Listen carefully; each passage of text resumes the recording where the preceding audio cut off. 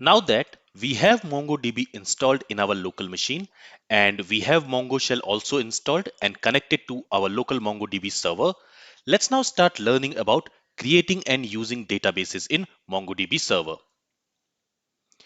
A database is basically a storage in MongoDB server which is going to store all your collections which you will create in that database.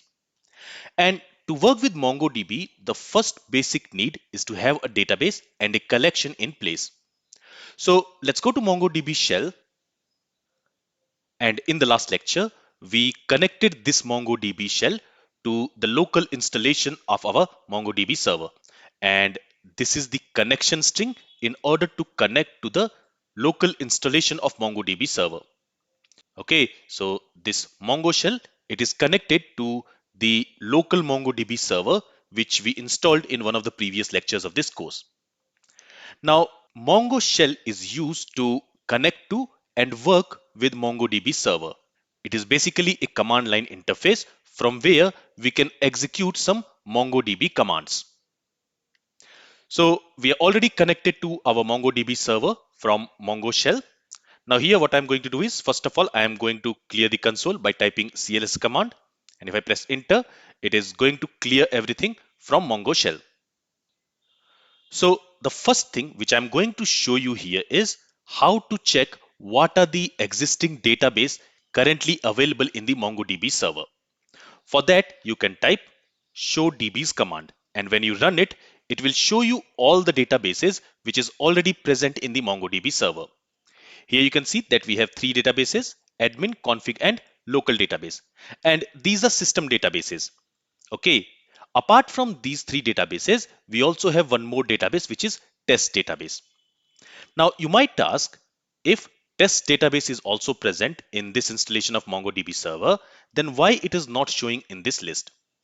That's because MongoDB will only show those databases in this list when you run this show dbs command, those databases which has at least one collection, and in that collection it has at least one document. Currently, in this test database, we don't have any collection and any document. That's why it is not listed here.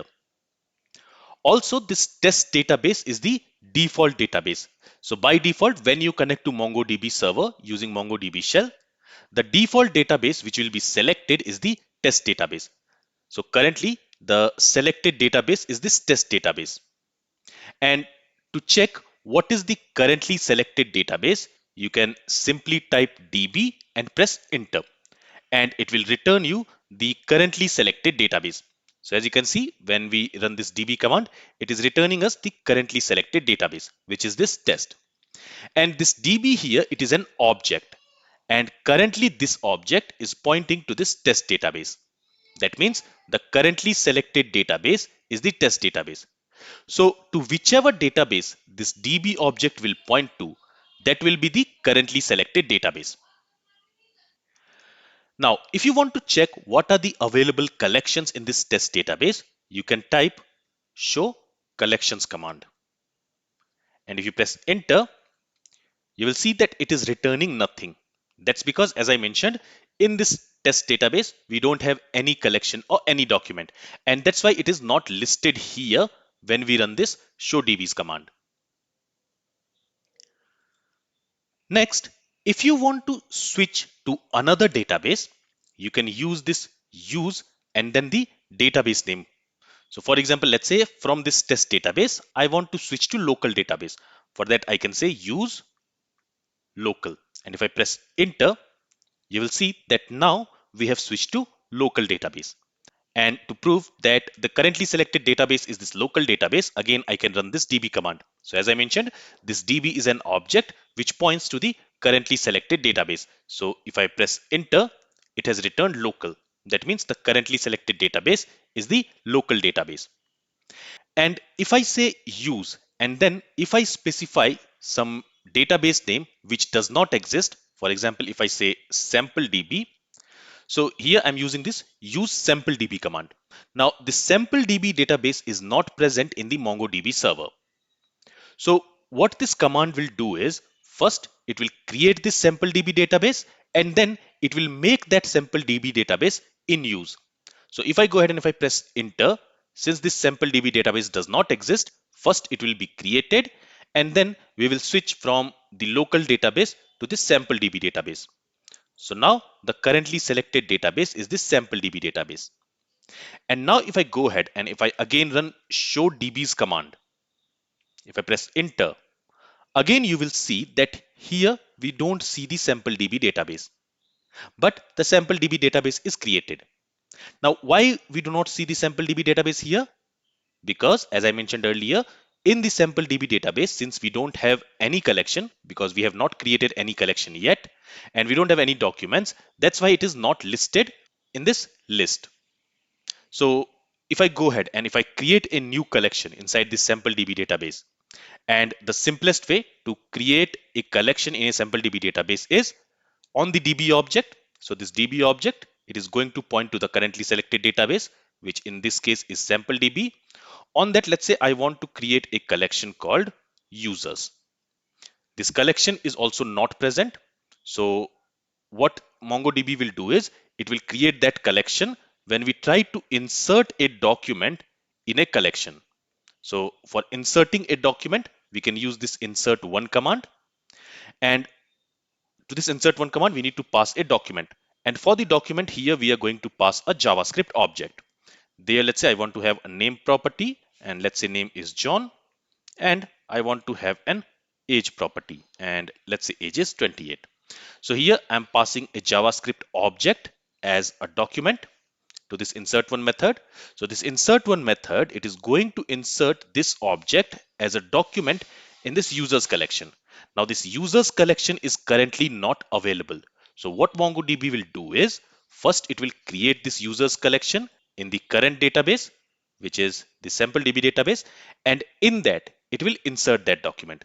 So if I go ahead and if I press enter, you see here we have received an acknowledgement that the command which we run, it has run successfully. That's why we see this true here. And a document with this object has been created in the users collection. And for that document, this is the ID which is being assigned. All right. And now if I go ahead and if I run show DBs command, now it should also list the sample DB database, as you can see here. So now, since in the sample DB database we have a collection and in that collection we have a document, now it is being listed here. And let's say now we want to query all the documents which we have in the users collection of sample DB database. For that, again, we can say DB. So this DB here is pointing to the currently selected database, which in this case is sample DB database. In that, we have a users collection and we want to fetch all the documents from that users collection. For that, we can use this find method, and this find method is going to fetch all the documents which is present in this users collection. If I press enter, you can see that a document has been fetched here. Basically, it has fetched an array, and in that array, we will have all the documents which is present inside that users collection. Currently, we have only one document because we have inserted only one document so far. And there you will see we have this name property which is set with John. So the same value which we assigned to this name property. And we also have this age property which is assigned with this value 28. So the value which we passed for that document. And apart from these two properties, MongoDB has also added this underscore ID property. And this underscore ID property is assigned with a unique object ID. So now in the sample DB database, we have one collection called users, and in that collection, we have one document. Finally, let's also learn how we can drop a database. And to drop a database, again on the DB object, this DB object is pointing to the currently selected database, which in this case is sample DB. So we want to drop this sample DB database. So for that, on the DB object, we can call drop database command, this drop database method. And if I press enter, it is going to drop that sample DB database from MongoDB server. It is going to delete it permanently. And in the result, you can see that OK is 1. That means the database is successfully dropped. And which database has been dropped? The sample DB database has been dropped. So in this way, we can also delete a database permanently from MongoDB server. Now you will notice that even after dropping the database, the currently selected database is this SampleDB database. Why is that? That's because after dropping a database using drop database function, the current database context remains unchanged. This means that even though the database itself has been deleted, you are still operating within the same database context. And MongoDB does this to maintain the current database context to simplify operations and avoid the need to constantly switch between databases. By keeping the current database context, MongoDB can optimize certain operations and reduce the overhead of switching between the databases.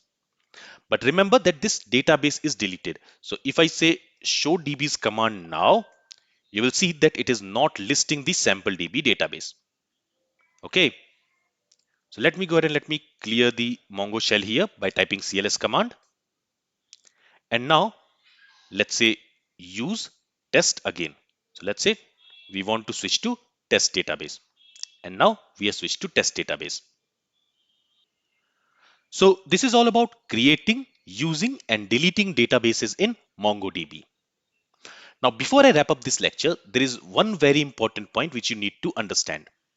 So when we are using MongoDB shell in order to connect to and work with MongoDB server, remember that in MongoDB shell, we use JavaScript like syntax. So MongoDB shell provides a JavaScript like environment for interacting with MongoDB database and collections. While it is not a fully fledged JavaScript implementation, it incorporates many of the core features and syntax elements of JavaScript. So whatever functions or whatever commands we will write here, you will notice that it is very similar to calling JavaScript functions. So remember that in MongoDB shell, we use JavaScript like syntax. This is all from this lecture. In the next lecture, we are going to talk about collections in MongoDB.